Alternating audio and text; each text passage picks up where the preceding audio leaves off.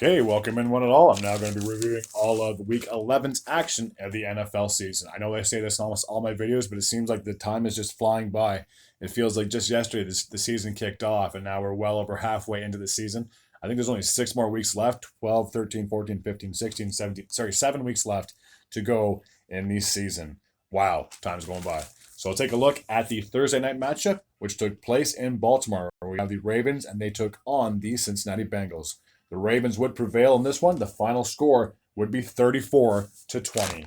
And I did pick the Ravens to win in that one, so I will put a check mark as I'm going along.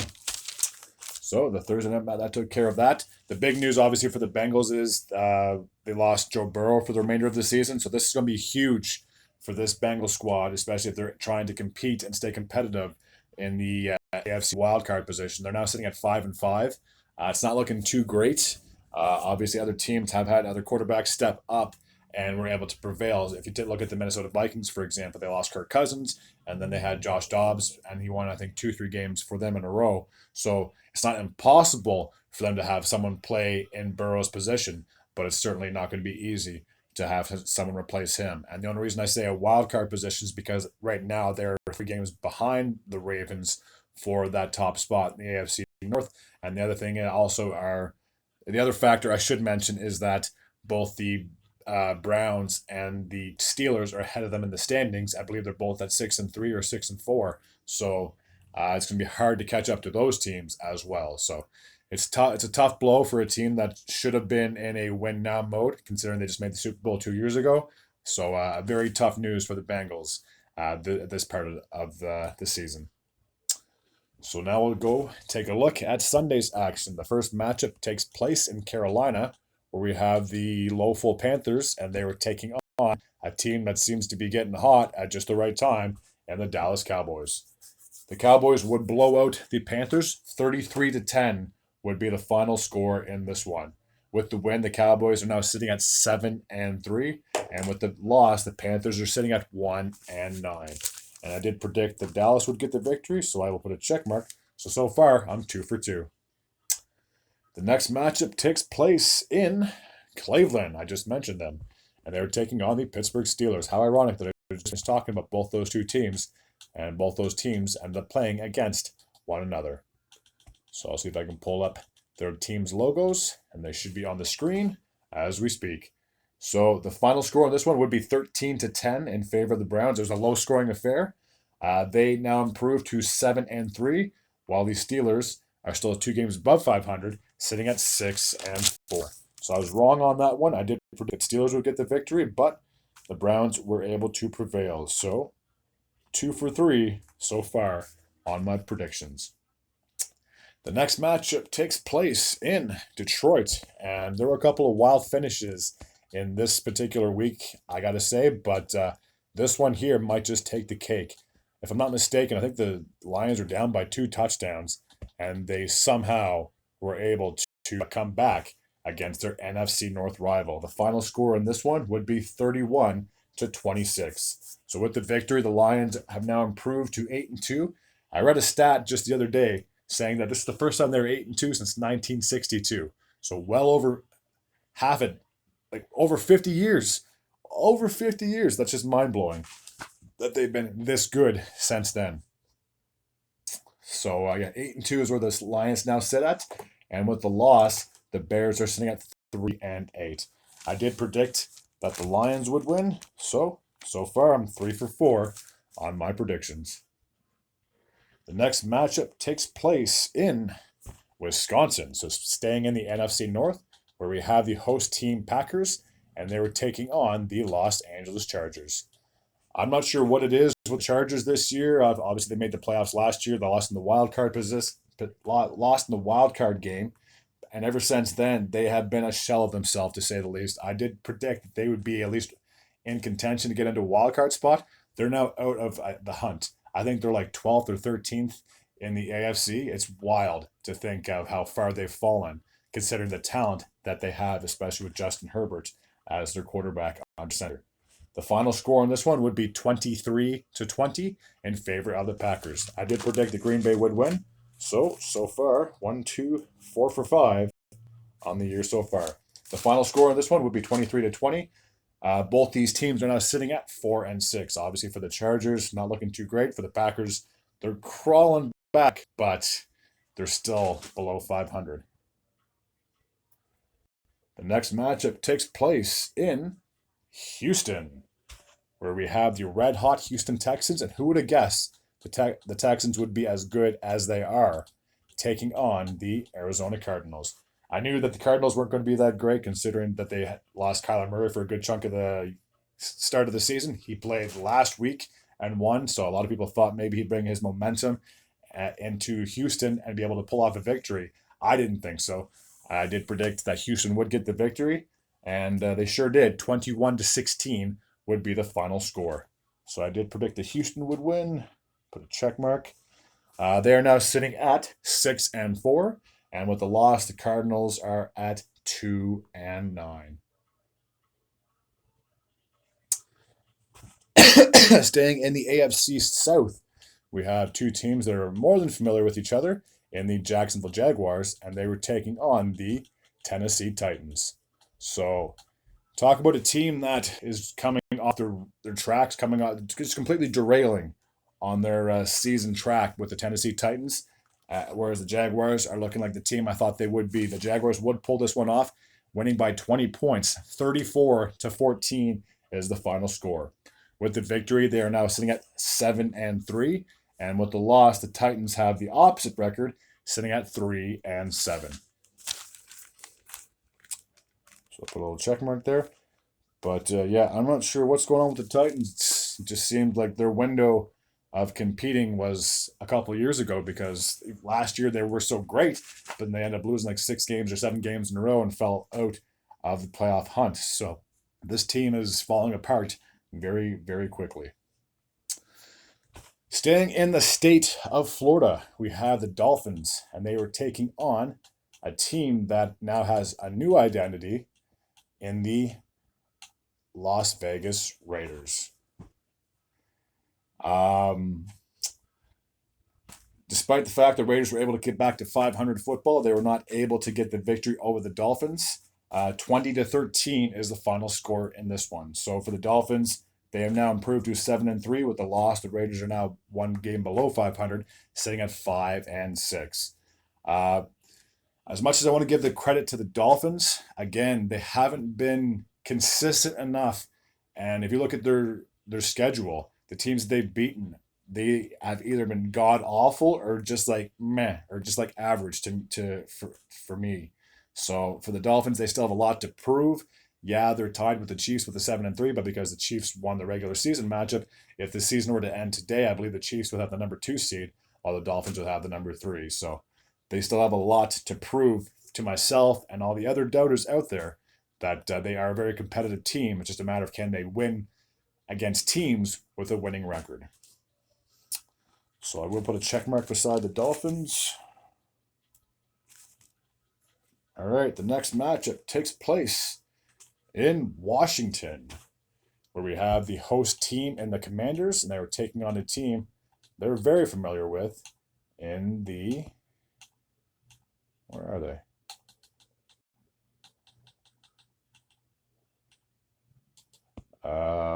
Sorry. They were taking on the New York Football Giants. So I did predict that the Commanders would get the victory only because they had the better record up until this point, but it was not meant to be. The Giants got a massive win. 31-19 was the final score in this one. So I was wrong about this prediction. And with the victory, the Giants are now just one game behind the Commanders. Who would have guessed that like 2 weeks ago, that the Giants would be almost caught up to Washington at this point? Not me. And they're doing it without Daniel Jones too. So it says a lot about the team. I wish I had more to add, but both these teams, in my opinion, are unlikely to make the playoffs. So it's not a whole lot else I can say about these two squads. The next matchup takes place in the NFC West, where we have the San Francisco 49ers, and they were taking on the Tampa Bay Buccaneers. So at the start of the season, the Bucs looked like they were a team that weren't missing Brady a whole lot because they seemed to be gelling and doing well, especially when they had Baker Mayfield under center. But they have come, I don't know, it's been like Jekyll and Hyde with them. They look great one week and look completely awful the next. So, with that being said, that NFC South is so weak. Don't be shocked if they were somehow able to pull this one out of the bag. If I'm not mistaken, I believe every team has at least 500 or just below 500. So, just like last year, that NFC South is up for grabs. The final score of this one, 27-14 in favor of the 49ers. They're now looking like the team that they were at the start of the season when they started off 5-0. Since then, they've gone 2-3, so they despite having the 3-game losing streak, they're still atop of that NFC West, but they're just above the Seahawks by 1 game. So they got to be careful and make sure that they don't lose that title in the NFC West. Okay. So with the victory, 7-3. With the loss, the Buccaneers are at 4-6. All right. Off to the AFC East, where we have the Buffalo Bills. Yeah. And they were taking on the New York Jets. So for one team, very inconsistent to say the least. The other team, they've just been struggling. There's no other way to put it. The final score on this one would be 32-6. Yes, I repeat that. 32-6 would be the final score in favor of the Bills. So obviously after their loss against the Broncos last week, the Bills had a lot to prove. That they were trying to be like, listen, we can't afford to go on a 2-3 game losing streak because then that, there goes our chance to get the AFC East crown, let alone a position in a wild card spot. So they got a massive victory over their AFC East rival. So with the victory, the Bills are above 500 yet again. Can they stay there though? That's the big question. 6-5. And with the loss, the Jets are sitting at 4-6. The big takeaway from the Jets is that this upcoming week against, who are they playing? Whoever their week 12 opponent is, they're benching Zach Wilson. So the guy that they got like first overall just a couple seasons ago is now no longer the number one starter. Now maybe they're sitting him because they want to see if Rodgers can come back in time to possibly salvage the season. I'm not too sure, but it's looking pretty bleak for the New York Jets this late in the season. I should say that I did predict that Buffalo would get the victory, so before I get ahead of myself, I will put my check mark beside them, and I did predict the 49ers would get the victory, so that's another check mark right there. Okay, 1, 2, 3 games to go. So the next matchup takes place in the NFC West, where we have the host Los Angeles Rams taking on the Seattle Seahawks. So coming into this matchup, I would have guessed that on paper, you look at both these teams, the Seahawks should have been able to get the victory, but it was not meant to be. It was a close contest. It was just a 1-point game. 17-16 was the final score in favor of the Rams. With the victory, the Rams are 2 games below 500, sitting at 4-6. And with the loss, the Seahawks are 2 games above 500. But again, just like I talked about with the 49ers, they're just a game behind them. So not all is lost, even though you lost. So I will put a check mark beside the Rams. I thought the Seahawks would have been able to get the victory. It was not meant to be. All right, off to the Sunday night matchup. And this game was probably the most exciting only because my team was playing. The Denver Broncos were taking on a team that has been red hot since losing their starting QB in the Minnesota Vikings. A lot of people would have predicted that the Vikings would have gotten the victory only because, like I said, Josh Dobbs has been playing out of his mind, considering he had no business being a starting quarterback if it wasn't for Kirk Cousins being lost for the season. So obviously he took over. They were on a 5-game winning streak up until this game. So up until this game, oh my God, they did have the longest winning streak of the NFL season. Now the Broncos have it at 4 games in a row. The final score on this one will be 21-20. The big thing for this one was the Broncos D finally showed up. They're looking better over these past 4 wins, and I might be biased just saying that, but they're complete. They've done like a complete 180 over the last 4 or 5 weeks compared to the start of the season. Who remembers or who can forget when they lost to the Dolphins, it was like, what, 70 points? They gave up 70 points to an NFL team. And ever since that loss, the defense is kind of waking up. I'll never forget that when that game happened, everyone was calling for Vance Joseph to lose his job because, holy cow, how can you be a defensive coordinator and let up almost 100 points in a game? It's just absurd. But ever since that game, and like I said, the last 4 games especially, he has really changed this team for the better. So if the defense can keep this up, this could be a very competitive team until the end of the regular season. So with the win, the Broncos are back to 500, 5-5. And despite the loss, the Vikings are still a game above 500 at 6-5. All right. I feel like I talked about my team enough.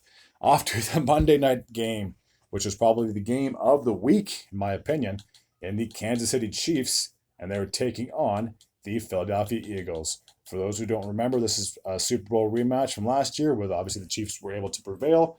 So I'm sure the Eagles had a bit of a revenge in the back of their mind. Despite playing away from home, the Eagles were able to come back and steal this victory away from the Chiefs, 21-17. This game could have gone either way. The Chiefs didn't even score any points at all in the second half. I think they were up like 17-7 at one point at the halftime, and 0 in the third and fourth quarter, respectively. They easily could have gone ahead if it wasn't for a drop pass by Ventus Scantling, if I'm not mistaken, MVS, in the end zone. So that pretty much was the end of the game right there. So with the victory, 21-17 was the final, if I haven't already mentioned that. So with the victory, the Eagles are now sitting at 21. Sorry, oh my gosh. Wow. With the victory, the Eagles are now sitting at 9-1 on the season. And despite the loss, the Chiefs are still 3 games above 500, sitting at 7-4. I did predict that Kansas City would win, but they were not able to win. And I did predict that Denver would win, maybe because I'm a little biased and I just love my team. So now I'll just take a quick little glance and see how I did with this week's picks, and I'll do my overall record as well.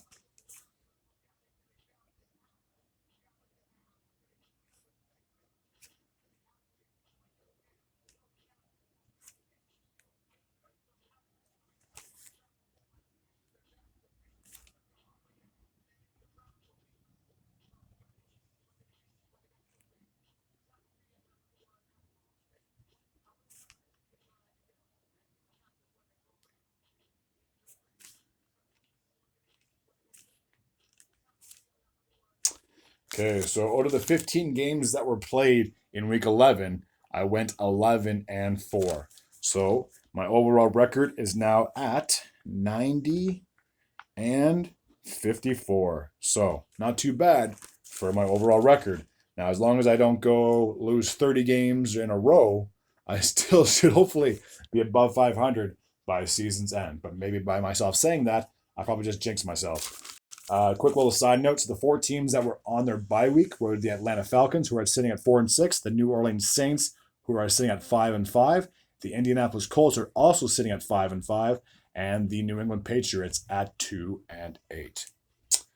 All right, I should take care of all my recap for this particular week of the NFL. As always, if you like this type of content, I do videos on the daily. If you're new to this channel, please feel free to hit the sub button. I'd be very grateful and very appreciative at the same time. As always, take care.